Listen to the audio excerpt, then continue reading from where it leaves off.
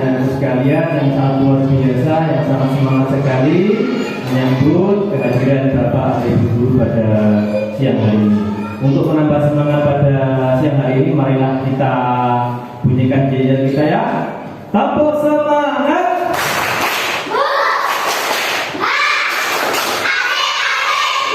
Terima kasih anak sekalian. Sebelum kegiatan pada siang hari ini saya mulai, alangkah baiknya kita semua sebagai umat Islam berdoa kepada Allah Subhanahu wa taala agar kegiatan pada siang hari ini kita mendapat ilmu yang bermanfaat. Allahumma amin. Berdoa mulai.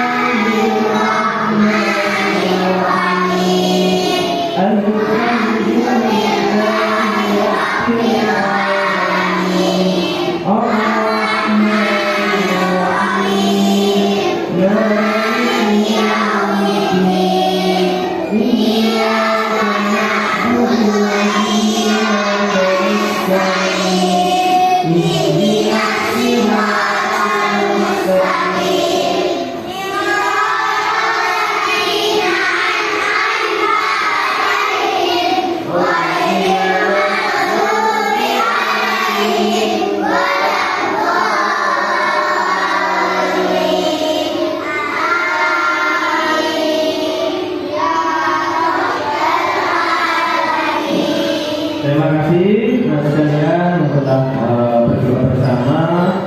Ya, untuk siang hari ini Pak Sandi ada tugas dari guru penggerak, yakni tentang pemahaman materi tentang membuat kesepakatan kelas, khususnya di kelas 2. Pak Sandi hanya meneruskan apa yang sudah kalian kerjakan minggu kemarin, yaitu membuat kesepakatan kelas.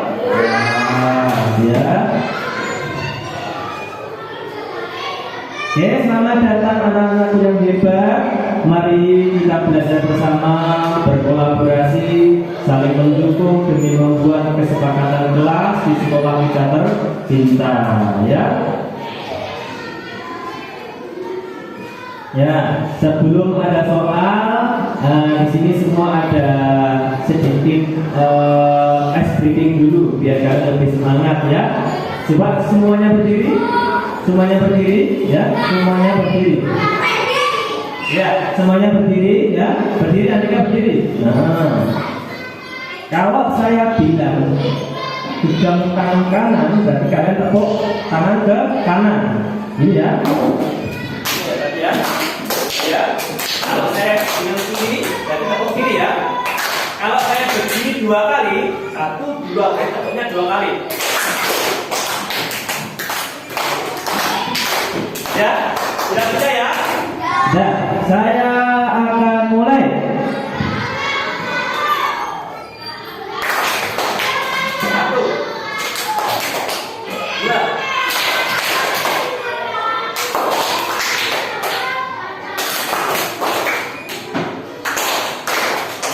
Terima kasih, luar biasa kalian masih bersemangat dengan kegiatan pada siang hari ini. Semuanya duduk tadi, duduk semuanya. Nah, ini harus sekalian, saya mempunyai 3 pertanyaan buat kalian, biar kalian lebih bersemangat lagi untuk mengikuti kegiatan yang akan saya laksanakan pada siang hari ini. Nah, nanti kalau bisa kalian angkat tangan ya. Nomor 1 ya, ayam apa yang paling besar? Pintar sekali, ayam semes. Ternyata kelas 2 sudah pintar semua. Luar biasa. Tepuk kanan buat siapa? Ya. Kalau nomor 1 sudah terjawab, sekarang nomor 2. Bis apa yang menyesatkan? Bagas ya, bisulan siapa? Bismillah, terus biskuat, siapa lagi yang makan? Bismillah, siapa yang menjawab lagi? Siapa yang Bismillah? Sudah cukup? Basmalah, ada yang basmalah, ada yang biskuat. Biskuat itu roti ya? Roti. Nah, kita akan menganalisis pertanyaan nomor 2 ya. bis apa yang menyesatkan? Menyesatkan itu apa teman sekalian? Sesat itu apa? Saya juga tahu. Hah? Sesat itu perilaku siapa? Menyesatkan dari siapa? Manusia apa setan apa siapa? Berarti kalau kita kalkulasi berarti bisikan setan. Tangan semua hebat semua ya. Berarti tentang bis itu yang menyesatkan itu bisikan setan. Dan sama menyesatkan kode karo setan. Contohnya mau nggak tahu sholat, nggak tahu ngaji, terus gainane mutari kanca nih, ngelok-ngeloknya kanca nih, berarti kode karo setan. Baik, kalau kalian tidak mau dibandingkan dengan setan, kalian harus berperilaku baik dengan teman-temannya. Itulah termasuk budaya-budaya positif yang harus kalian terapkan di sekolah. Nah, yang terakhir ini ya, mungkin kamu sudah pernah mendengar gajah apa yang hidungnya pesek? Oh, sekali gajah yang hidungnya pesek. Sekarang kalian mau tahu nggak gajah yang hidungnya pesek itu seperti apa? Ada nggak? Kalau kalian anak-anak itu ada nggak gajah yang hidungnya pesek? Bagaimana? Berarti nggak punya hidung ya? Padahal secara umum gajah itu semuanya berbelalai panjang, kecuali dia punya penyakit, jadi hidungnya diputus, nggak punya hidung. Ini hanya sebuah analisis, hanya sebuah permainan saja. Makanya jawabannya adalah gajah yang berhidung pesek. Kalian hidungnya mancing kok pesek? Mancing kok pesek? Ada yang pesek, ada yang mancung, ada yang ya, tidak apa-apa. Kita sebagai makhluk ciptaan Allah harus bersyukur. Walaupun ada yang kulitnya hitam, kulitnya putih, berambut lurus, keriting, ada yang mancung, ada yang pesek, itu semua adalah ciptaan Allah Subhanahu wa Ta'ala yang harus kita syukuri ya. Tidak boleh kita berteman dengan orang yang cantik saja, berteman dengan orang yang kaya saja, itu tidak boleh ya. Baik kan sekalian, setelah kalian menjawab pertanyaan dan sangat luar biasa menjawab semuanya dengan benar, saya akan meneruskan untuk kegiatan inti saja ya, kegiatan inti dari saya ya, tentang kesepakatan yang ada di dalam kelas. Nah, setelah kalian bersusah payah menjawab pertanyaan sekalian, di sini saya akan menjelaskan tentang kesepakatan kelas. Nah, barangkali anak-anak sekalian sudah tahu kesepakatan kelas itu apa saja anak-anak sekalian? Disiplin apa lagi? Kita arti menaati aturan, jujur, apa lagi? Pintar sekali. Iya, pintar sekali ya. Lainnya yang coba bagian sini, ayo. Coba Aki sama Kirun. Nah, kok hanya garuk-garuk kepala itu sudah belajar kok belum? Kemarin kan kita sudah membuat kesepakatan loh, masa masih lupa apa kesepakatan kita bersama? Tidak boleh bohong, apalagi harus jujur, pintar sekali. Oke, sekalian, setelah kalian minggu kemarin sudah membuat kesepakatan kelas, di sini saya akan menyimpulkan tentang apa sih kesepakatan kelas itu seperti apa. Kesepakatan kelas berisi beberapa aturan untuk membantu para guru dan para peserta didik bekerja sama membentuk kegiatan belajar mengajar yang efektif. Kesepakatan kelas tidak hanya berisi harapan guru terhadap peserta didik, tetapi juga harapan peserta didik terhadap guru. Jadi kita semua punya harapan, anak sekalian. Harapannya apa? Menjadi anak yang turut kepada orang tua, kepada gurunya. Juga kita ketika kita sudah menerapkan budaya kesepakatan di kelas, menjadikan kita menjadi disiplin, apalagi tadi jujur. Terus Apa lagi? Berarti kalian menjadi lebih baik atau lebih buruk kan sekalian? Lebih baik lagi, pintar sekali ya. Kemudian setelah kalian membahas tentang pengertian kesepakatan kelas, kemudian tujuannya, mengapa kok kita di sekolah membuat kesepakatan kelas? Ada yang tahu nggak? Gunanya untuk apa? Ya. Biar tidak berbohong. Bagas? Apa? Masih angan-angan. Ayo siapa? Vivi. Oh Vivi. Masih angan-angan guyan-guyu kakak. Masih angan juga Zoya. Supaya tidak bertengkar banyak sekali pemanfaatan dari tujuan. Ya, tujuan dibuatnya keyakinan kelas itu adalah untuk menumbuhkan nilai positif. Nah, nilai positif yang sudah kalian terapkan kayak disiplin, jujur, tidak bertengkar, pokoknya yang hal-hal yang baik-baik, ya. Selain itu, keyakinan kelas yang dibuat sebagai acuan adalah penilaian sikap. Nah, sikap kalian itu ya juga dinilai sama bapak ibu guru. Kalau misalkan kalian sering bolos, tidak masuk tanpa izin, sering telat, itu menjadi suatu penilaian sendiri bagi bapak ibu guru.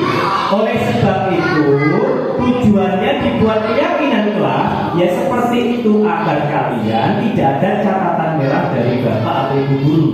Dari sana catatan merahnya banyak, siap-siap tidak naik ke.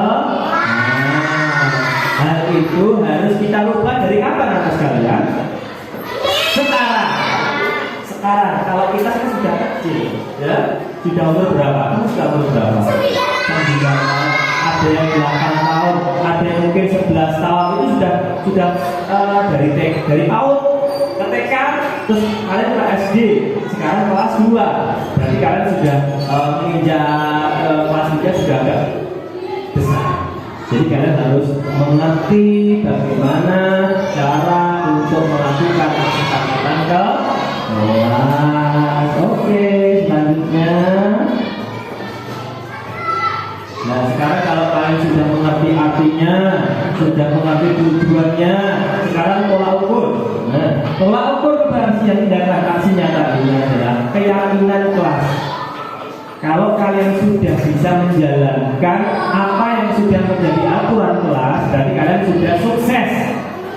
Nilainya sudah hijau, sudah bagus, nah, tidak merah lagi, ya. Oke. Keyakinan kelas beserta dengan segala konsekuensi yang akan dilaksanakan jika keyakinan kelas yang telah disepakati bersama ini dilanggar, baik oleh siswa maupun oleh guru. Jadi kesepakatan kelas itu harus kita jalankan bersama. Tidak boleh dilanggar. Kalau dilanggar mendapat hukuman kok enggak? Sekarang saya jelaskan dulu sekalian, apa sih bedanya dari hukuman dan konsekuensi? Pasti kalian bingung juga. Apa ya Pak Yo? Sekarang saya jelaskan. Kalau konsekuensi itu adalah suatu hukuman yang membuat kalian terdidik. Seperti misalkan Azim, hari ini kamu kenapa nggak mengerjakan PR? Mohon maaf Pak, kemarin saya tidak mengerjakan PR karena bukunya ketinggalan di sekolah. Oh itu oke, nggak apa-apa. Semua orang melakukan suatu kesalahan. Berarti Adi harus konsekuensinya harus apa? Menulis tulisan dengan Bismillah 10 kali. Berat enggak ya?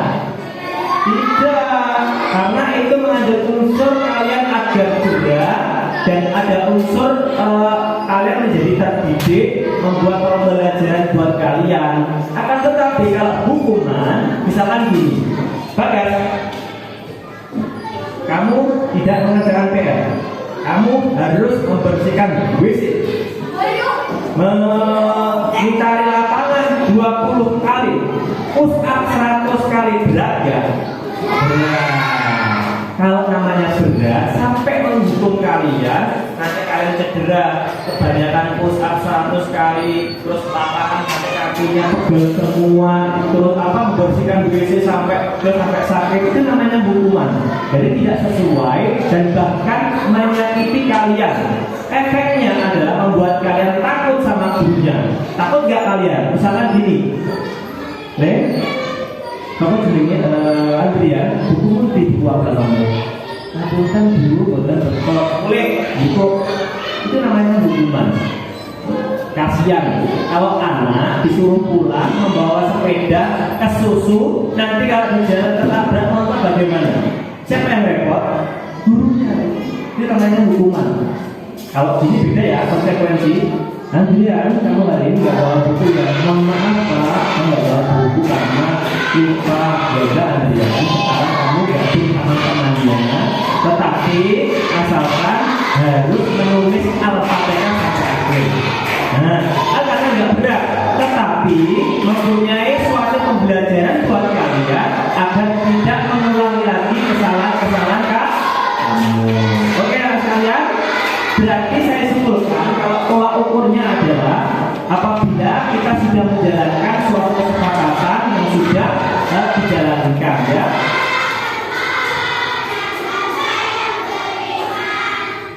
Selanjutnya yaitu dukungan yang dibutuhkan. Dan kalian itu kalau menjalankan kesepakatan kelas harus ada dukungannya. Kita sebutkan dari ini kepala sekolah, terus oke. Terus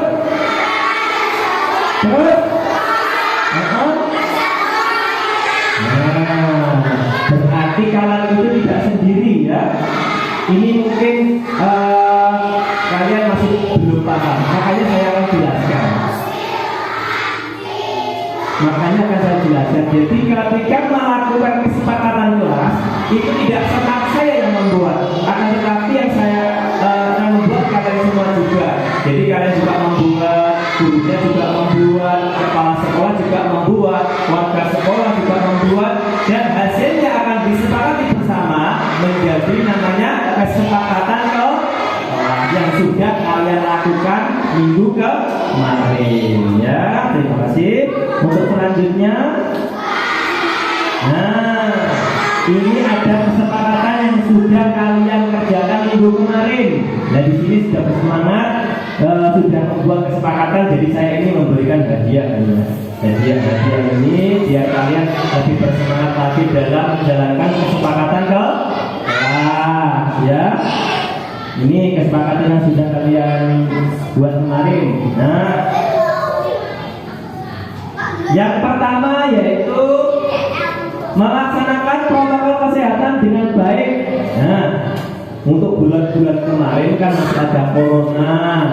Jadi untuk menjaga sekarang juga pakai masker biar tidak tertular penyakit ke teman lainnya ya. Protokol kesehatan kayak mencuci tangan, rajin mandi, gosok gigi, memakai masker.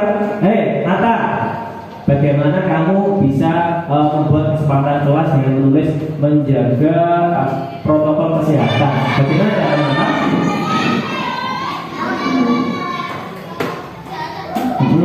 Menjaga protokol kesehatan tadi yang sudah saya jelaskan, yang sudah kalian buat kesepakatannya apa kata kemarin? Apa itu? Memakai masker, terus kita nanti saya lihat pintar sekali ya. Selanjutnya selalu datang tepat waktu. Siapa yang berhari-hari ini sering terlambat? Nah, kalau kemarin sudah saya buat sudah saya peringatkan juga agar tidak menjadi anak yang sering terlambat. Kalau menjadi anak yang sering terlambat itu orang yang disiplin apa tidak disiplin sekali? Tidak disiplin. Jadi menjadi anak yang disiplin itu tidak mudah. Harus dimulai dari sekarang agar kalian besok sudah terbiasa. Misalkan tidak disuruh pun kalian sudah datang tepat waktu. Walaupun jam masuk jam 7, jam 6 sudah di sini menunggu bapak ibu gurunya datang, hampir menunggu membersihkan kelas, itu luar biasa ya. Kemudian berpenampilan rapi dan bersih dan sopan. Nah, kalian sudah bagus semua memakai dasi Bagas. Bagas, itu termasuk kesepakatan kelas ya? Boleh nggak seperti itu? Harusnya bagaimana kalau misalkan di ruang kelas itu seperti apa? Sopan ya, seperti ini. Sopan sama gurunya. Berpenampilan rapi seperti apa? Rambutnya dicukur, singgung cukur Andika atau Nana, itu berpenampilan rapi apa belum? Belum.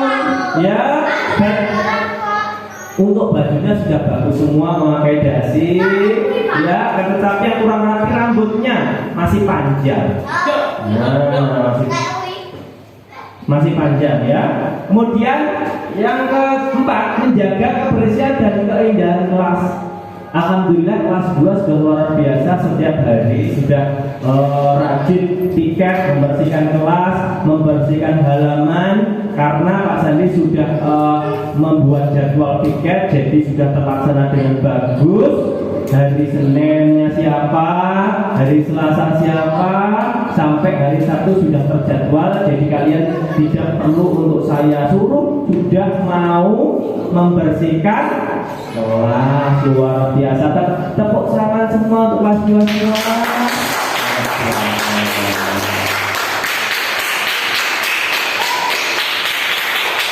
Cukup ya, luar biasa. Kemudian nomor 5 yaitu bersikap jujur, saling menolong, saling menyayangi, dan saling menghargai. Nah, Pak Sandi punya pertanyaan buat kalian. Termasuk silaku berapa Mas kalian ini? Silaku berapa kalau saling menolong? Bunyinya bagaimana? Kemanusiaan yang adil dan contohnya bersikap jujur. Jujur itu seperti yang kemarin, harus jujur dalam mengerjakan soal, harus jujur dalam berbuat apapun. Misalkan kalian menemukan uang jatuh, bagaimana sikap kalian? Jadi bagaimana? Mengembalikan pada yang punya, pintar sekali. Saling menolong, Bagas. Bagaimana contoh saling menolong bagi teman kalian? Sikap saling menolong bagaimana? Andrea, saling menolong bagaimana contohnya? Tolong dalam hal apa?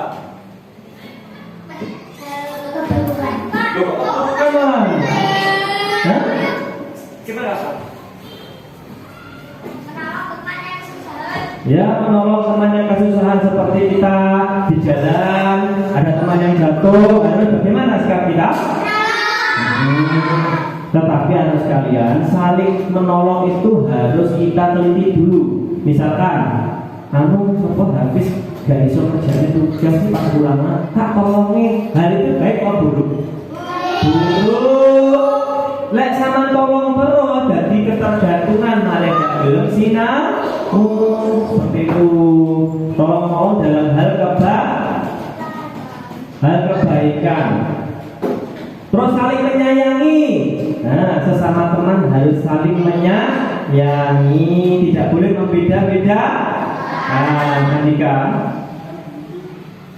sudah saya ingatkan Bagas, sekarang Andika. Tentunya kalian sudah paham keyakinan kelas, tetapi tidak diterapkan. Baik Pak Guru dan sekalian. Ya. Selanjutnya saling menghargai. Jika teman kalian itu tidak punya, harus kita hargai. Tidak boleh kita mengolok-olok. Gak duwe sangu dilok-lok nih, ra duwe sangu to, ngalah cemen ra duwe sangu. Aku lo sangu lo 10.000, gak boleh. Sesama teman harus saling menghargai, walaupun kita kaya ya, kita harus menghargai orang yang miskin.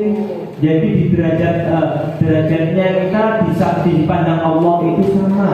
Orang kaya sama, orang miskin juga sama, semua sama. Yang membedakan hanya amal perbuatan baik kita, ya. Ingat, apa tadi? Amal perbuatan baik kita. Kayaknya sudah ngantuk ya. Coba tepuk tunggal, tepuk ganda, tunggal. Bagus sekali, masih konsentrasi. Kalau tunggal nggak tepuk luar biasa. Lanjutnya ya. Selalu membudayakan SS 5S, bukan SS ya, 5S. Bukan ST dulu ya. Tapi ini mengandung arti sendiri ya. Nah, yang pertama senyum. Ayo semuanya senyum. Nah, kalau senyuman ganteng-ganteng dan cantik ya. Kalau merengut, Andika kok merengut? Si sama kalau misalkan merengut itu bagus buat jelek kok. Nah, sebagai siswa yang luar biasa seperti kelas 2 harus senyum. Senyum yang cantik bagaimana? Loh, ganteng-ganteng dan cantik ya. Ya, sapa. Nah, ini yang sering lupa, sapa. Dimanapun tempatnya, di jalan, di sekolah, dimanapun kita harus menyapa. Assalamualaikum Pak Guru. Assalamualaikum Bu Guru. Salam. Misalkan saya ke toko beli pakan burung, sama ketemu saya. Pak Sandi, biasanya nggak sing isin Melayu beli. Enak sing ngono kuwi, itu perilaku buruk apa jelek? Buruk. Harusnya seperti apa? Ayo. Mengucapkan salam diparani gurune, disalami. Seperti contoh, rubah mari, sini. Nah, contoh yang bagus bagaimana saling sama bapak guru. Ini, hati-hati. Nah, saliman dulu. Nah, seperti ini. Gitu. Bagas, maju coba saliman sama bapak guru bagaimana yang bagus. Pintar sekali. Tapi kita bukan TV ya. Biar Pak. Tapi yo ngomongnya apa jenenge pilek ya jenenge. Anane Pak Guru karo Bu Guru ya malah enek mbele no. Kuwi. Kemudian setelah disapa, salam. Yo, assalamualaikum. Assalamualaikum, Pak. Jadi apa pintar biasanya kalau kita ketemu jalan pas mantuk. Assalamualaikum, Pak. Pintar ya bisa. Andrian dia pintar. Mantuk sekolah mah saliman aku tak ditanya mesti assalamualaikum Pak. Iya ini kode benar assalamualaikum Pak. Luar biasa. Berarti dia sudah berterima kasih telah saya sampaikan ilmu. Terima kasih Pak. Assalamualaikum. Senang. Gurunya senang. Bisa. Tak guru itu tidak muluk-muluk. Nggak kalian berikan apapun sudah fine-fine aja baik. Tetapi kalian timbal baliknya harus akhlak yang bagus. Assalamualaikum, semuanya disalami nek jalan. Oh, Andrianku saiki lek wis SMA panggah keinginan sama Pak Sandi. Ternyata luar biasa akhlaknya ya. Walaupun sudah besar, sudah menjadi bos besar, wis duwe kapal truk gede, duwe mobil 20. Panggah keinginan karo gurune. Kenapa? Yang bisa menjadikan kalian sukses itu adalah lantaran dari bapak dan ibu dengan Bapak Jokowi. Apa langsung gede? Apa langsung jadi presiden? Nah, apa langsung beli mobil? Apa langsung jadi wong hebat? Enggak. Dia dulu mesti dari PAUD, dari TK, dari SD, dari SMP, SMA sampai kuliah itu membutuhkan seorang guru yang membimbing beliau. Tanpa seorang guru kalian bukan apa-apa. Coba kalian nggak sekolah, bisa nggak maco? Tak sekolah, bisa nggak maco? Bismillahirrahmanirrahim. Al-Fatihah bisa nggak? Nggak bisa. Bisa nggak menghitung? Nah, kalau nggak tak kasih perkalian kemarin 1 sampai 100 mungkin nggak dihafalkan. Saya juga lupa. Hafal sih sampai 100 sebenarnya. Dia kasih siapa enggak? Yang mana? Hafal. Yo. malah apa toh, itu berkat Bu Aning juga kalian bisa membaca, menghitung, berkat semua guru, berkat guru mapel PJOK, malah sama bisa berlari, berlari. Lari apa? Non lokomotor apa artine? Lokomotor apa artine? Malah iso kabeh. Terus agama, guru agama luar biasa bukan minat yang sangat selalu semangat 45 dalam mengajar walaupun beliau sedang sakit luar biasa. Kita harus menjunjung tinggi beliau ya, karena jasa-jasa dari beliau itu sangat luar biasa. Beliau sudah berpengalaman banyak dalam mengajar. Bu Aning sudah lama sekali, sudah hampir 15 tahun, sudah jauh ilmunya dari saya. Makanya saya itu banyak berguru dari beliau semua. Luar biasa. Saya ini masih 6 tahun di sini. Ya, di sini ada yang sudah senior semua ya, ada nama Bu Ani, Bu Karina, Bumi, Pak Cito, semuanya orang-orang luar biasa yang menjadi panutan saya. Ya, kemudian sopan dan santun. Nah ini seperti tadi sopan, berakhlak baik, santun sama gurunya ya. Oke. Selanjutnya ada membuat pembelajaran yang kreatif. Pak Sandi kalau mengajar bagaimana sekalian? Bagus enggak? Kreatif enggak? Kreatif, ternyata banyak sekali permainan juga ya sekalian ya. Pembelajarannya nggak cuma membaca, nggak cuma memberikan kalian tugas, tapi memberikan game juga. Permainan kemarin sudah kita lakukan ya, permainan ada bagian juga ya dah.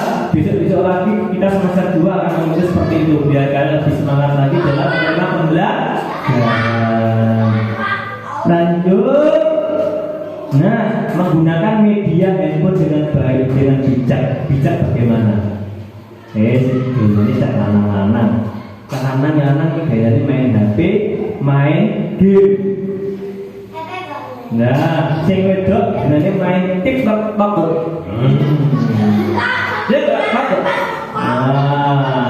Hal itu kita boleh saja, itu adalah sebuah hiburan buat kalian. Akan tetapi kita sebagai warga sekolah harus bijak dalam penggunaan HP.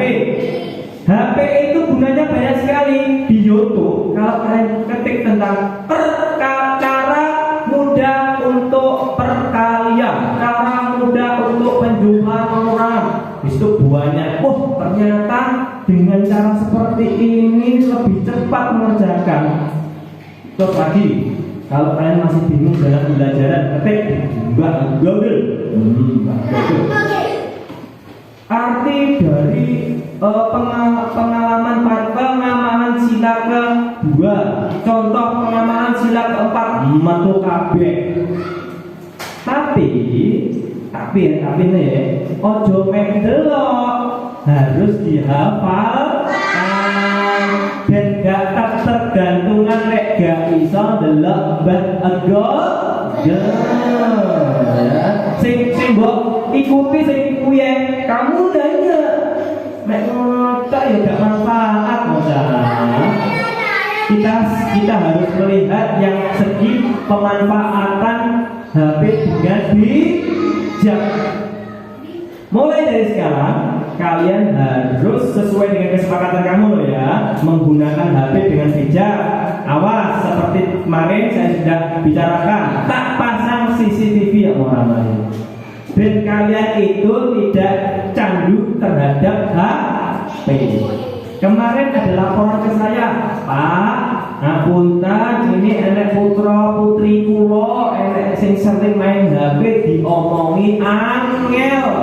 Lah, enek ukur ngono kuwi harus saya bertindak langsung. Bagaimana cara bertindak saya? Masang CCTV memberitahu kalian agar tidak keseringan main HP. Baik, setuju? Kapan kamu melaksanakannya? Sekarang saya akan pegang janji kalian ya. Apabila ada laporan lagi dari orang tua, berarti kalian tidak menjalankan apa yang sudah menjadi kesepakatan kalian. Ya, ini kemudian mengerjakan tugas dengan penuh rasa tanggung jawab itu ya. Sebagai peserta didik yang hebat, yang bertanggung jawab harus menjalankan apapun yang ditugasi sama ibu guru, bapak guru, ataupun bapak kepala sekolah. Contoh, upacara bendera. Misalkan Bu Ani, ketika upacara besok harus latihan dulu. Terus anak yang peserta upacara harus memakai seragam lengkap. Adalah pas upacara enek sing gak gawa toh, enek sing gak gawa sabuk, gak gawa dasi. Itu namanya menjalankan peraturan enggak? Menjalankan peraturan enggak? Berarti kalian tidak bisa menjalankan apapun yang ditugaskan sama bapak atau ibu. Harusnya bagaimana? Berpakaian lengkap, rapi dan sopan. Saya tunggu besok hari Senin kalian kelas 2 harus berpakaian rapi, sopan dan lengkap. Nah, di sini contoh-contoh kalian. Saya juga memfoto kalian, mendokumentasi kalian agar kalian tahu contohnya bagaimana. Ini loh Kak, berkolaborasi dengan teman kamu, saling menolong dalam membersihkan apa ini? Membersihkan taman. Terus ini, nah ini kemarin kalian melakukan apa? Pembelajaran yang kreatif yang dilakukan oleh saya. Pembelajaran dengan lagu. Nah, ini ada yang sangat senang sekali ya, sangat ya, terlihat dari senyum-senyum kalian. Ini habis ya, senyumnya lebar sekali. Ini, dan Andika sangat fokus, fokus sekali. Ini juga tentang macam wujud benda ya, yang sudah saya terapkan kemarin ya, luar biasa. Tepuk tangan buat kelas 2 semuanya. Nah, ini juga sebagai wujud anak yang bertanggung jawab, yang mempunyai jiwa kepemimpinan. Ini saya tunjuk langsung berani dia, Andrian, memimpin teman-temannya untuk berdoa, memimpin teman-temannya untuk membacakan Pancasila. Luar biasa. Ayo, ya, yang ini juga luar biasa, sedang berkelompok, berkolaborasi, menjalankan apa yang ditugaskan sama gurunya. Yang ketiga ini ya, wujud kedisiplinan. Jadi setiap kita masuk, seperti yang kita lakukan, kesepakatan kelas kita, sebelum masuk harus disiplin di muka kelas, berjejer-jejer dengan rapi, baris dengan rapi, agar tidak berdesakan ketika masuk ke kelas. Hal ini merupakan contoh kedisiplinan kita di dalam mengikuti kesepakatan kelas, termasuk juga budaya positif yang harus kita terapkan. Nah, luar biasa. Sebelum saya tutup, saya akan berikan kesimpulan dulu ya, bahwa kesepakatan kelas dapat membantu membentuk lingkungan kelas yang kondusif, yang baik ya. Kemudian dapat mendukung juga tumbuhnya budaya positif seperti budaya kedisiplinan, kejujuran, tanggung jawab ya. Kesepakatan kelas dibentuk secara bersama oleh guru. Nanti oleh siapa saja? Gurunya, kepala sekolah, siswanya, orang tua murid, serta komite-komite sekolah yang ada di lingkungan sekolah kita tercinta. Kita membuat kesepakatan itu tidak sendiri ya. Kemudian kesepakatan kelas berisi beberapa aturan untuk membantu guru dan murid agar kegiatan belajar mengajar lebih efektif, biar tidak ada pertengkaran di dalam kelas, biar tidak kemerungsung. Bagaimana kemerungsung artinya apa? Tidak ada aturan bagaimana sikap kita. Malah acak-acakan soal, malah nggak disiplin, kalau jadi bocah sing nakal, jadi bocah sing nggak disiplin. Nah itu loh ya, gunanya kesepakatan kelas ini untuk bersama-sama membentuk kegiatan belajar mengajar yang efektif. Kesepakatan kelas tidak hanya berisi harapan guru terhadap murid, tapi juga harapan murid terhadap guru, serta harapan guru dan murid terhadap proses pembelajaran yang berlangsung. Luar biasa. Setelah kita mengikuti kegiatan pada siang hari ini, coba siapa yang ingin bertanya? Ada yang ingin bertanya?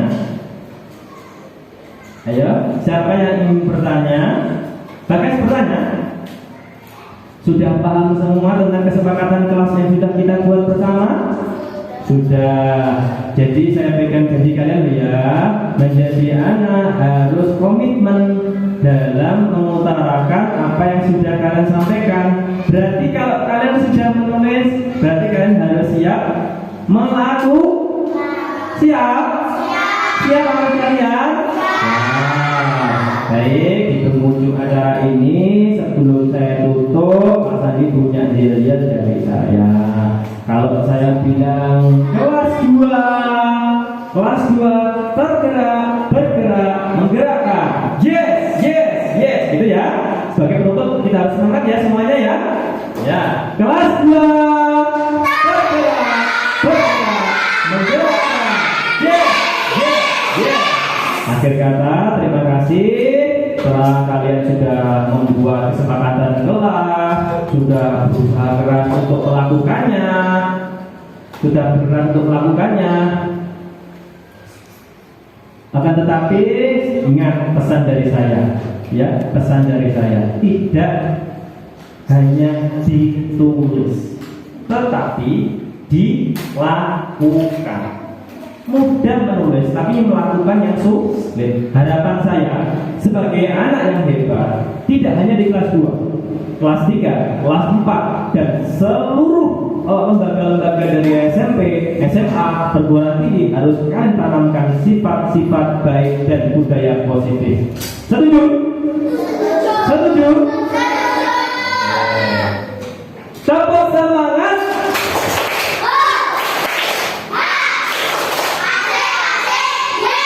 Terima kasih. Kurang lebihnya mohon maaf. Ihdinas siratal mustaqim. Wallahu minkum wallahu ila al-thariq. Ada salah tutur kata, saya mohon maaf karena kesempurnaan hanya milik Allah dan kekurangan hanya milik kita bersama. Saya tutup. Assalamualaikum warahmatullahi wabarakatuh.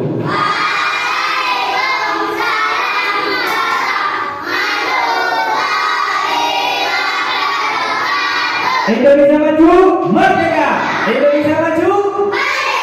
Indonesia maju, merdeka! Indonesia maju, merdeka!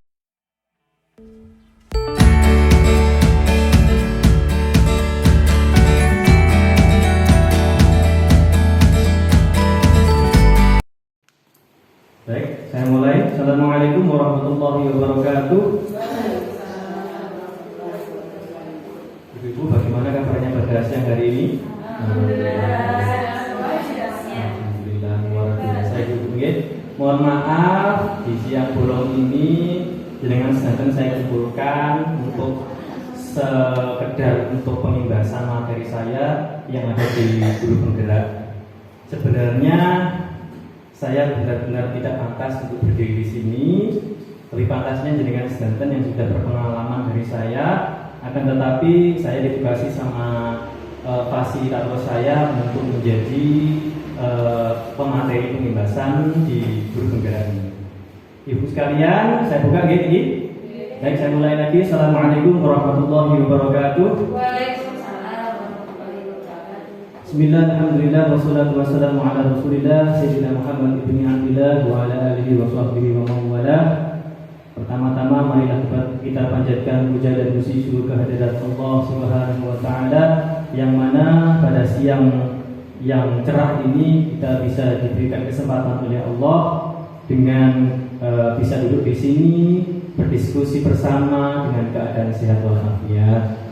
Mari kita semua ibu-ibu mengucapkan alhamdulillah bersama-sama agar kita ditingkatkan kenikmatan rezeki kita, kesehatan kita, dan segala nikmat yang diberikan Allah Subhanahu wa taala kepada kita. Alhamdulillahirabbil alamin.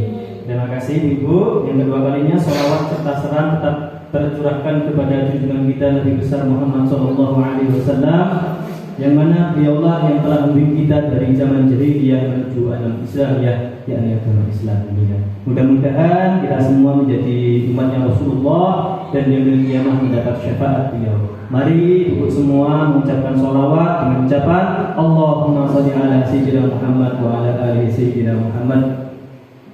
Ibu sekalian pasti bertanya-tanya kenapa dikumpulkan di sini.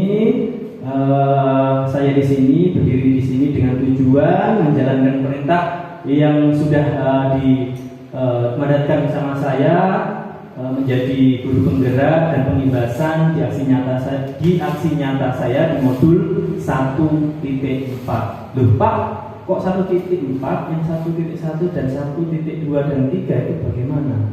Makanya sebab itu sebelum saya memberikan pemahaman tentang modul 1.1, berhubung ini sudah bertemu, kebetulan saya akan memberitahukan dari modul 1 dulu. Saya dulu dari modul 1 mempelajari tentang pemahaman refleksi Ki Hajar Dewantoro.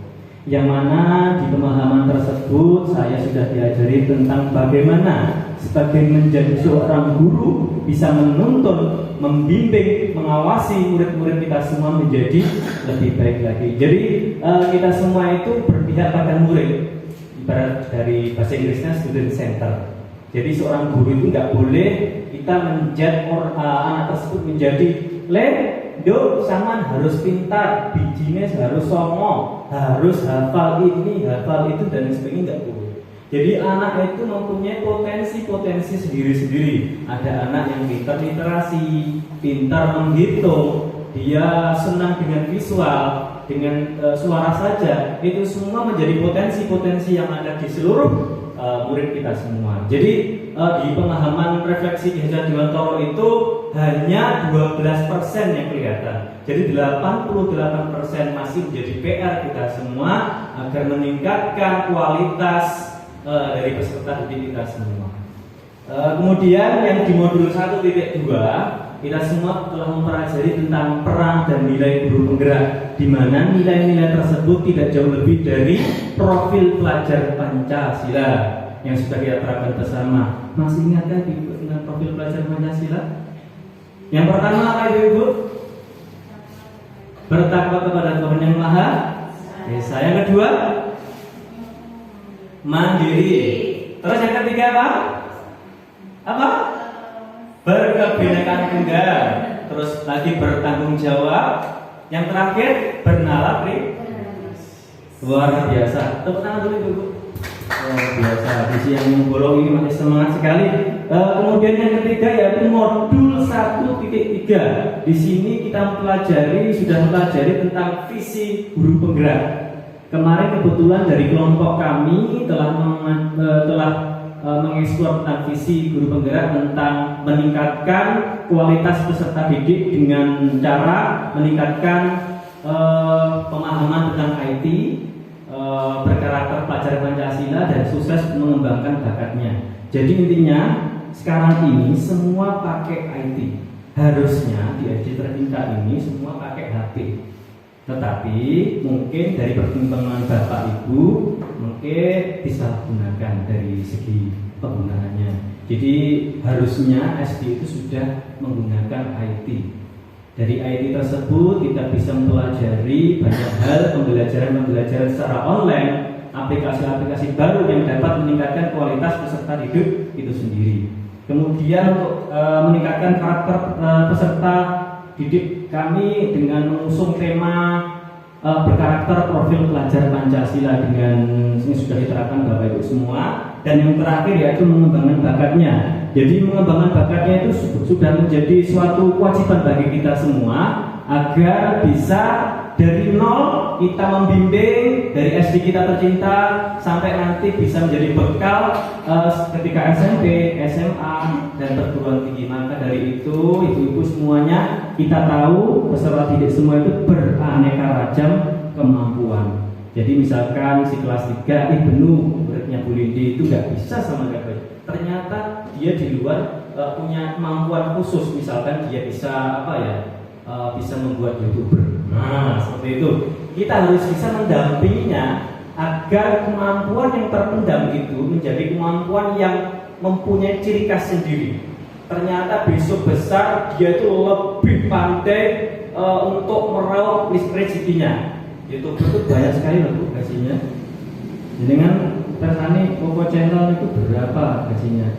Kalau misalkan gaji kita tuh jauh lebih berkurang daripada beliau-beliaunya, maka dari itu kita semua harus bersyukur Ibu dari kita semua itu bisa melahirkan sosok-sosok seperti itu, melahirkan sosok yang sangat luar biasa seperti Bapak Presiden Joko Widodo itu kan dulu juga sebagai murid. Maka kita harus berbesar hati sebagai guru, pahlawan tanpa tanda jasa, harus segera harus bersyukur sehingga kita sebagai guru itu menjadi cerminan baik bagi kita semua. Sudah banyak yang saya sampaikan Bapak Ibu, yang kemudian yang keempat ini yaitu modul 1.4, yaitu tentang menyebarkan pemahaman dan pengalaman penerapan budaya positif. Selamat datang para guru hebat. Untuk yang tema yang kami usung pada siang hari yaitu mari belajar bersama, berkolaborasi, saling mendukung demi mewujudkan disiplin positif di sekolah kita tercinta. Jadi banyak sekali ibu ya budaya-budaya positif yang sudah kita terapkan, tetapi pada siang hari ini saya mengusung tema tentang budaya disiplin positif. Ibu, sebelum saya menginjak ke materi, ada sedikit pertanyaan buat merefresh dengan sedanten ya. Pertanyaannya yaitu, satu orang pejuang Indonesia bertempur, satu orang gugur. Berapa yang kembali ke markas besok? Yang bisa angkat tangan Bu? Yang bisa angkat tangan Bu dapat hadiah ya? Ayo. Coba dianalisis itu pertanyaan tuh. Monggo Bu Eva, Bu ini dan satu orang pejuang Indonesia bertempur, satu orang gugur. Berapa yang kembali ke markas? Coba berapa Ibu? Monggo. Beba monggo. Pak malu-malu, saya nggak punya malu ini. Monggo. Monggo. Wah, andalannya nggak bersih internet nih. Bagaimana? Sudah kata kok belum ini? Masa kalau saya mau peserta didik, dia itu berusaha loh, apabila ada penghargaan itu langsung Pak, saya Pak, padahal jawaban itu salah. Kalau ada penghargaan, nanti dapat hadiah saya Pak, padahal dia belum punya ide sama sekali. Seperti itu ya. Bagaimana Ibu? Namun ya, kami kalau terus jenengan itu secara logika itu berapa Ibu? No, kenapa? Alasannya Bu Eva kemana-mana kok no? Satu kurang satu ya. Oh, berarti habis semua nih? Iya. Nah, seperti Ibu-ibu, kita harus pandai-pandai menganalisis sebuah pertanyaan. Barangkali ini adalah sebuah analisis saja, bukan hasil dari akhir semua. Kita tahu dari moto dari seorang pejuang itu kan mati satu, tumbuh seribu. Berarti intinya kalau kita jumlah, kalau mati satu berapa Ibu? 1000. Berarti kalau satu orang pejuang mati berarti tinggal berapa? Berapa? Mati satu tumbuh. Ini harusnya 10 orang bukan satu. Berarti kalau punya kan 1000 deh. Kalau kemarin itu 10 orang, berarti cuma 1009. Baik Ibu, ini hanya sebuah analisis saja. Untuk selanjutnya saya akan mengenal tema tentang pembelajaran paradigma baru sebagai tematik pertemuan pada siang hari ini, yaitu pembelajaran paradigma baru. Pembelajaran paradigma baru yaitu merupakan pembelajaran yang berorientasi pada penguatan kompetensi dan pengembangan karakter yang sesuai dengan nilai-nilai Pancasila. Kemudian menginjak kepada pengertian disiplin positif. Disiplin positif merupakan unsur utama dalam konsep budaya positif. Kata disiplin identik dengan kepatuhan. Kata disiplin jika dibawa dalam kegiatan pembelajaran, maka yang terbayang adalah murid yang patuh kepada tata aturan sekolah, patuh dengan tata aturan kelas. Jika melanggar, maka akan mendapatkan hukuman. Konsep disiplin positif yang dimaksud adalah membimbing murid menumbuhkan disiplin diri karena motivasi internal untuk mewujudkan murid yang merdeka. Nah, baik. Sekarang gantian saya tanya, bagaimana Ibu cara meningkatkan motivasi internal pada murid sehingga murid tersebut bisa meningkatkan disiplin diri? Coba sampai bisa. Beli monggo. Bagaimana cara meningkatkan disiplin dalam kelas itu supaya agar anak-anak tersebut itu bisa disiplin tanpa adanya dorongan dari orang lain, muncul dari diri sendiri. Kan di sini kan motivasi internal, jadi dalam diri sendiri. Bagaimana caranya? Memberi contoh. Memberi contoh Melalui sikap kita. melalui sikap kita. Jadi kita sebagai seorang guru harus bisa menjadi pencerminan bagi siswa kita semua. Kemudian selanjutnya Bu Eva, monggo. Seperti apa cara kita meningkatkan disiplin positif di kelas itu seperti apa?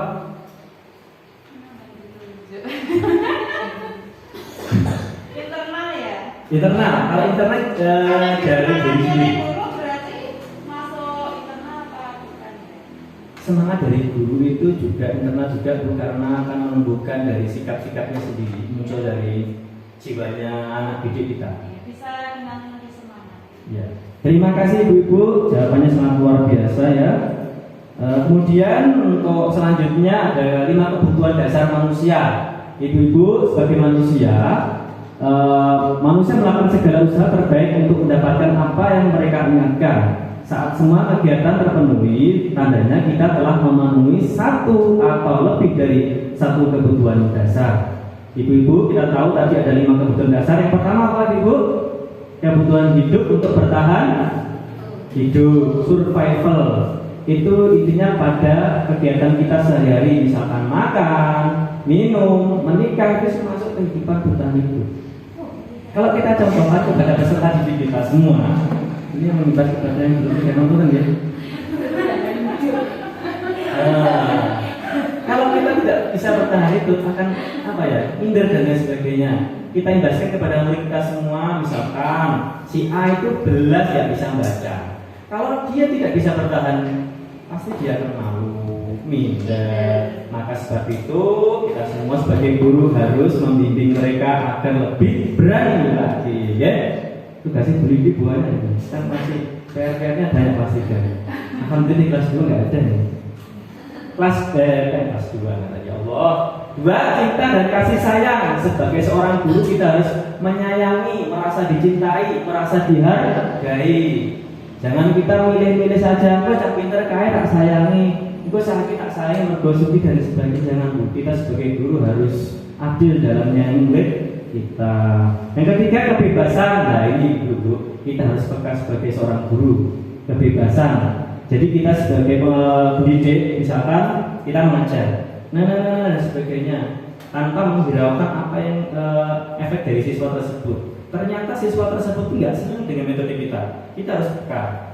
Oh, cara kita ulang ini kok bisa. Oh, cara kita ulang ini kok nggak merespon kita. Maka dari itu kita harus punya metode yang membuat anak didik kita itu semakin semangat dalam menerima pembelajaran. Mungkin dari zaman dulu sama sekarang itu banyak sekali perubahan. Maka dari itu kita harus ngapunten ya ini proses kenjoto, misalkan cari ide-ide, misalkan oh ternyata pembelajaran ini bagusnya sebagai permainan biar anak lebih terhibur dengan kita. Metodenya dengan bernyanyi, menghafal dengan bernyanyi, mungkin diterapkan seperti itu, seperti yang diterapkan sama Bumi sama Bukar dari kelas 1 kelas 3 bernyanyi juga. Agar lebih otak kanan dan otak kirinya bisa mengimbangi apa materi yang sudah kita sampaikan semua. Yang keempat, kesenangan. Kesenangan itu termasuk kegembiraan. Sebagai seorang guru kita harus bisa peka agar anak didik kita semua senang semua menerima pembelajaran dari kita, agar tidak bosan ketika kita memberikan pengajaran. Nomor 5 yang terakhir itu kekuasaan atau power.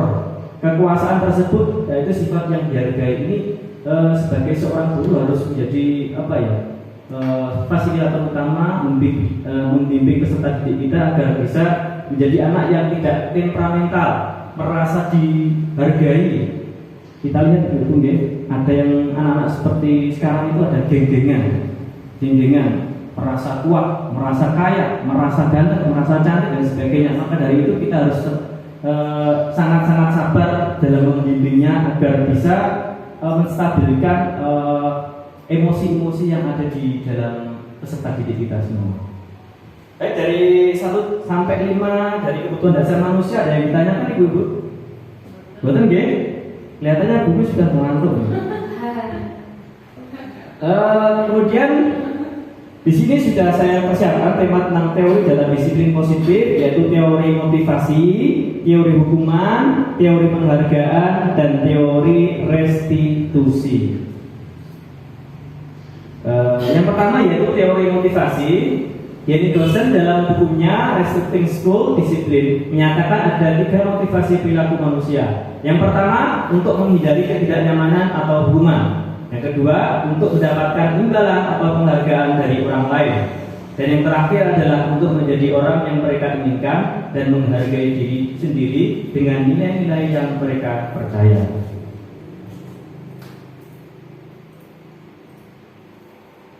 Kemudian menginjak teori hukuman, artinya hukuman siswa memiliki tekanan psikologi karena membuat anak semakin lebih merasa bersalah, dan antara masalah yang dibuat dengan hukuman yang diberikan tidak relevan, bahkan cenderung menyakiti fisik maupun psikis anak. Nah, ibu harus jeli antara pembeda antara konsekuensi sama teori hukuman. Coba Bu Lindi contohkan tentang teori hukuman. Bagaimana Bu Lindi? Pernah nggak melakukan hukuman ke peserta didiknya? Pernah nggak melakukan hukuman? Mungkin pernah. Hukuman seperti apa itu, Ibu? Hukuman seperti apa, Bu? Ibu ini selalu sendiri. Malu-malu kucing. Bu Lindi, hukuman seperti apa yang sudah dijalankan selama ini yang mungkin menjadi peserta didik kita itu pedih dengan kita, takut dengan kita? Bagaimana? Hukuman apa? Oh, bukan fisik. Hukuman seperti apa? Menulis. Oh, bagus sekali.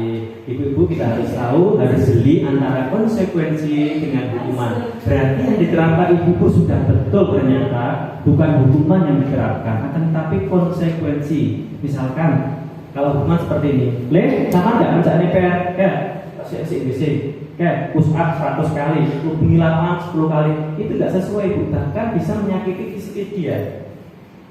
Beda dengan konsekuensi. Kalau konsekuensi kita memberikan hukuman agar mereka tidak mengulangi lagi dan memberikan pembelajaran bagi mereka.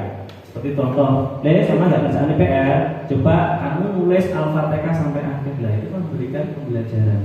Seperti Bu Karina yang sudah diterapkan, mungkin beliau yang sudah lebih berpengalaman daripada saya, beliau sudah bisa membedakan antara konsekuensi dan hukuman. Kemudian teori penghargaan. Teori penghargaan merupakan suatu bentuk teori penguatan positif yang bersumber dari teori behavioristik. Menurut Ngali Purwanto, menjelaskan bahwa reward atau penghargaan adalah alat untuk didik anak-anak supaya anak dapat merasa senang karena perbuatan atau pekerjaannya mendapatkan penghargaan. Sudah pernahkah Ibu memberikan penghargaan bagi siswa kita semua? Pernah sekali. Coba Ibu, saya punya masalah seperti ini. Lego besok harus dibudayakan disiplin. Nanti kalau misalkan saya bisa disiplin, tak kasih uang Rp1.000. Itu tiap hari. Boleh tak seperti itu? Efeknya seperti apa kalau kita setiap hari memberikan penghargaan kepada peserta didik kita semua?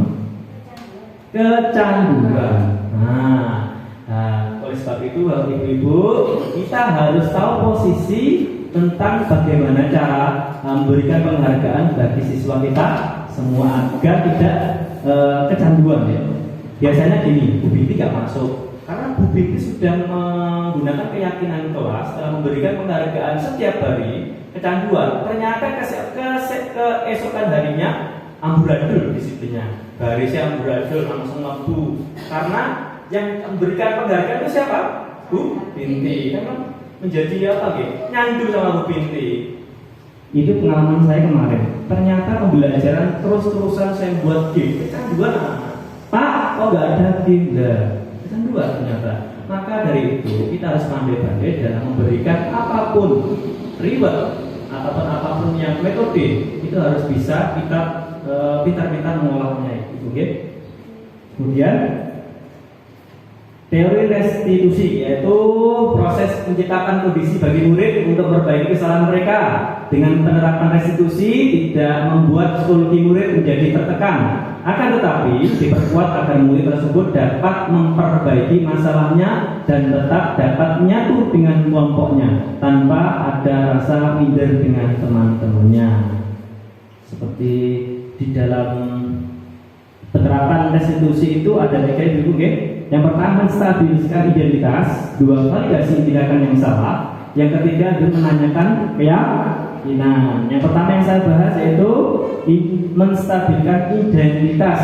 Bagi dasar segitiga restitusi memiliki tujuan untuk merubah orang gagal karena telah membuat kesalahan menjadi orang yang sukses. Kita harus mampu meyakinkan mereka dengan mengatakan kalimat tidak ada manusia yang sempurna. Saya juga pernah melakukan kesalahan seperti itu. Ketika seseorang dalam kondisi emosional, maka otak tidak akan mampu berpikir rasional. Saat inilah kita menstabilkan identitas anak kita bentuk untuk tenang dan mencari solusi untuk menyelesaikan permasalahannya. Maksudnya seperti ini dulu, kita sebagai guru tidak serta-merta untuk menghakimi anak tersebut bila melakukan kesalahan, misalkan si A melakukan tindakan tentang menyontek, nyontek kertasnya diwewat, itu malah menjadi anak tersebut takut banget seperti kita. Bagaimana solusinya ibu kalau ada soal problem seperti itu? Bagaimana Bu? Bu Eva? Gimana ya Pak? Ada ngantuk gitu? Gak fokus ini, fokus yang lain mungkin. Dia sudah jam ngantuk, sudah jam siang gitu. Bagaimana solusi kita ada permasalahan misalkan menyontek ataupun terlambat ataupun dan sebagainya sebagai seorang guru bagaimana? Apakah serta-merta kita harus membentak, menghakimi dan sebagainya? Bagaimana sikap ibu sebagai seorang guru?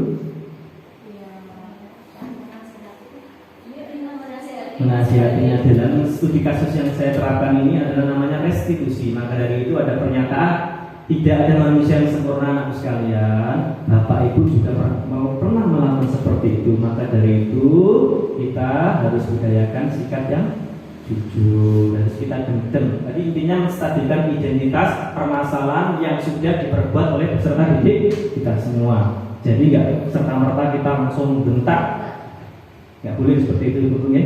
Yang kedua adalah validasi tindakan yang salah, yang seperti yang saya lakukan, yang seperti yang dijelaskan sama Bu Eva tadi. Kita harus bijaksana memberikan memberikan solusi yang solutif, memberikan wawasan-wawasan tentang efek dari berbuat tidak jujur seperti itu. Intinya sebagai validasi tindakan yang salah. Dan yang terakhir, kita sebagai seorang guru harus bisa meyakinkan, intinya memberikan semangat kepada anak didik kita, memberikan pembelajaran kepada anak didik kita agar di samping dia jera juga bisa meningkatkan apa yang sudah dia perbuat itu, misalkan tentang tindakan tidak jujur, efeknya seperti apa, harusnya seperti apa, dan kedepannya nanti dia bisa menjadi lebih baik lagi dari sebelumnya. Jadi saya katakan ketika langkah 1 dan langkah 2 sukses dilakukan, maka anak akan siap untuk dihubungkan dengan nilai-nilai yang dia percaya, seperti nilai-nilai budaya positif yang sudah kita bahas pada awal-awal tadi, dan berpindah menjadi orang yang dia inginkan. Penting menanyakan ke anak tentang kehidupan ke depan yang dia inginkan. Ketika mereka sudah menemukan gambaran masa depannya, guru dapat membantu mereka untuk tetap fokus pada gambarannya. Melalui segitiga restitusi, kita dapat mewujudkan mereka menjadi murid yang merdeka.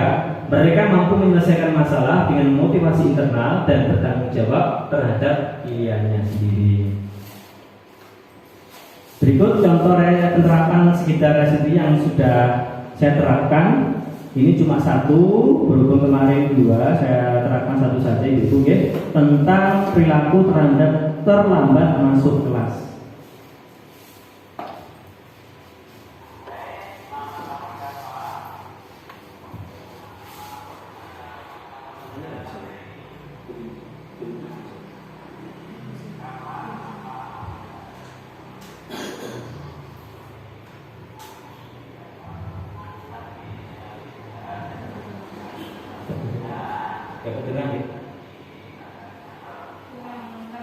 Kurang keras karena bluetoothnya mati, mohon maaf gitu. Nah pada intinya saya jelaskan saja di dalam proses saya intimidasi, bukan intimidasi ya, proses penguraian masalah yang sudah saya terapkan ini namanya segitiga restitusi. Yang pertama tadi apa itu Bu? Identitas masalah. Jadi sebelum saya menginjak permasalahan ini harus saya identitas dulu permasalahan apa yang sudah dilakukan oleh Kava ini. Yang kedua adalah validasi masalah. Saya harus memvalidasi masalah yang sudah dilakukan oleh Kava ini. Dan yang terakhir saya menerapkan keyakinan yang sudah diterapkan di dalam kelas ataupun di sekolah kita tercinta ini sebagai budaya positif, tentunya fokusnya kepada anak yang selalu disiplin. Jadi Kava ini sudah saya terapkan seperti itu dan dia berjanji untuk pada saat itu juga tidak akan mengulangi lagi apa yang sudah dia lakukan. Oke Ibu, untuk terakhirnya mungkin ada pertanyaan dari Ibu tentang apa yang sudah saya bahas tadi tentang budaya positif. Monggo satu saja atau dua, ataupun bagaimana cara pemaparan saya jadi dengan koreksi bukan apa. Monggo Ibu. Panas sekali Ibu. Habis. Rumit? Bukan? Bebas? Bagaimana Bu Indi? Pertanyaan apa? Baik, kalau tidak ada pertanyaan, saya kira pembahasan saya insya Allah sangat komplit. Dan waktu saya akan mendeskripsikan lagi mungkin dengan penambahan peserta nanti di tahun depan, Bu Eva, Bu Hani, Bu Lindi dan semua sama Bu Binti juga, agar menjadi seorang yang luar biasa, menjadi seorang guru penggerak yang bisa menggerakkan motivasi-motivasi baik di dalam dirinya sendiri, orang lain, dan seluruh masyarakat di SDN Pagu 2 tercinta ini. Saya harap Ibu mempunyai motivasi tinggi membimbing peserta didik kita agar menjadi lebih baik lagi dari sebelumnya. Untuk kesimpulannya yaitu budaya positif adalah suatu kebiasaan yang bernilai positif. Di dalamnya mengandung sejumlah kegiatan yang mampu menumbuhkan karakter murid. Budaya positif perlu dibangun dalam suatu kelas. Untuk mewujudkan budaya positif harus dilakukan sejak dini, mengingat dalam prosesnya membutuhkan waktu yang lama dan konsisten dari setiap stakeholder yang ada. Di lingkungan sekolah, guru dapat menerapkan budaya positif seperti bekerja sama dengan rekan sejawat, berinteraksi secara akrab dengan peserta didik, menerapkan sikap disiplin dan bertanggung jawab, serta menjadi teladan bagi peserta didik kita semua. Baik Ibu, dari kesimpulan tadi saya menyimpulkan bahwasanya kita sebagai seorang guru harus berkolaborasi dengan teman sejawat, dengan kepala sekolah, dengan murid kita tercinta agar bisa menjadikan sekolah SDN Pagu 2 ini menjadi sekolah yang bermutu, berintelektual tua, berintelektual tinggi, dan bisa menjadikan SD yang bertaraf internasional. Baik Ibu, ini sudah di penghujung acara. Sebelum saya tutup, mari Ibu kita semua bunyikan semangat kita ya sebagai penutup. Kalau saya bilang SDN Pagu 2 kan, jenengan sedanten bilang bergerak, menggerakkan. Yes, itu aja ya. Sebagai semangat untuk penutup pertemuan kita kali ini. SDN Pagu 2 bergerak, menggerakkan. Yes. Oke Ibu-ibu, terima kasih telah meluangkan waktunya dengan sangat luar biasa ya, walaupun panas sekali, lapar sekali, sudah turun kemampuannya, walaupun seperti itu tetap bersemangat. Terima kasih banyak Ibu-ibu sekalian. Mudah-mudahan menjadi amal baik bagi jenengan sedanten. Saya akhiri, walaupun minkum wallahu fiqh ila akhir thariq. Wassalamualaikum warahmatullahi wabarakatuh.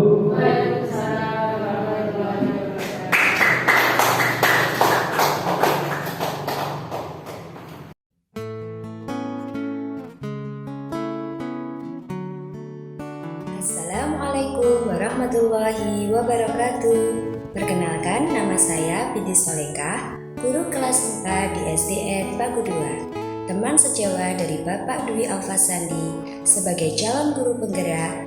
Di sini saya akan memberikan umpan balik terhadap penyampaian paparan materi oleh beliau tentang budaya positif di sekolah. Materi yang disampaikan oleh beliau sudah cukup jelas memberikan contoh-contoh budaya positif yang dapat diterapkan di sekolah. Pada akhirnya di sini saya mendapatkan pengalaman bagaimana cara menerapkan budaya positif kepada peserta didik di sekolah. Semoga budaya positif di sekolah semakin dapat diterapkan dengan baik. Sekian, wassalamualaikum warahmatullahi wabarakatuh.